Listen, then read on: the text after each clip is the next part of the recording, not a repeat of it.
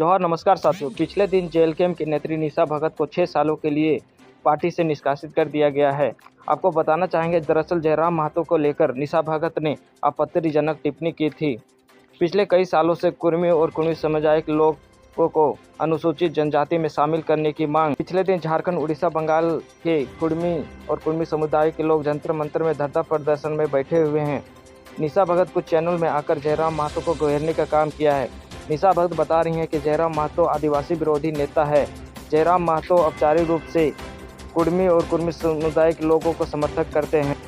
आइए दोस्तों, वीडियो के माध्यम से देखेंगे जयराम महतो जी ने प्रेस कॉन्फ्रेंस में सरकार और कुर्मी समाज के लोग आने वाले लोगों को क्या किया। कुर्मियों को लेकर मैं अपना स्टैंड पूर्व में भी क्लियर कर चुका हूं, आज भी क्लियर कर रहा हूं। मैं उनके शेड्यूल ट्राइब में जो मांग है उसका समर्थन करता हूं, लेकिन मैं एक तरीका चाहता हूं कि जो विवाद उत्पन्न हो रहा है वो विवाद ना उत्पन्न हो। क्योंकि भारत एक संवैधानिक देश है। भारत के संविधान आर्टिकल 48 के ए में वन्य जीवों की सुरक्षा की बात करता है। तो कुर्मी कौम इस राज्य की सबसे बड़ी एकल आबादी है।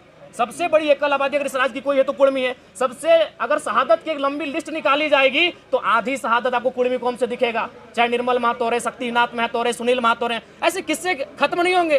तो वो कौम जिसने इस राज्य को बनाने के लिए अपना लहू तक बहाया है, वो कौम जिसकी जमीनों पे टाटा है। अरे भाई, आज आपके कोई ना कोई रिलेटिव टाटा में जॉब करते हैं तो जानिए वो जमीन कुर्मियों की है। चाहे टाटा घाटो रहे, टाटा जमाडोवा रहे या टाटा सिजवा रहे, आप नहीं करते, आपके मौसा करते हैं, मामा करते हैं, फूफा करते हैं, वो जॉब कुर्मियों की जमीन पर है। अगर आप टाटा में करते हैं, क्योंकि टाटा की 95% जमीनें जहां खनन का कार्य होती है वो कुर्मियों की है। चाहे टाटा घाटो रामगढ़ रहे या टाटा जमाडोवा धनबाद रहे या टाटा सिजवा धनबाद रहे। तो इसलिए भैया उस कौम ने जमीनों को भी दिया है, जानों को भी दिया है, और आज अगर वो संरक्षण मांग रही है तो इसमें किसी को आपत्ति नहीं होनी चाहिए। हाँ, मैं रास्ता चाहता हूं कि जब राज्य सरकार अनुशंसा करे केंद्र को कुर्मियों को एसटी में शामिल करने का, और जब केंद्र से वो लिस्ट वापस आए तो राज्य एक काम करे, जो लोग पूर्व में शेड्यूल में है उनको वहां रहने दिया जाए, और इनके लिए एक नया column farming tribe, agriculture tribe, एक नया ट्राइब का कॉलम लेकर आए और इनको संरक्षण दिया जाए। ये लड़ाई आरक्षण की नहीं है, ये लड़ाई संरक्षण की है। इसी सरकार में मंत्री है चंद्रा लेना, वो बोल रहे हैं कि आप लोग जो है आदिवासियों के हक में सिरमारी करने के लिए जो है एसटी में शामिल होना नहीं। इसमें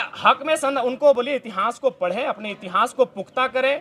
1931 जब अंग्रेजों का अंतिम जनगणना हमारे सामने प्रस्तुत हुआ था, उसमें 12, एक शायद घासी को हटाया गया और कुर्मी को, बाकी 11 लोग आज शेड्यूल ट्राइब में है, यानी 13 लोगों के साथ कुर्मी शेड्यूल ट्राइब। उसमें शेड्यूल ट्राइब नहीं था, उसमें प्राइमेटिव ट्राइब नाम था, उस सूची में सम्मिलित थे।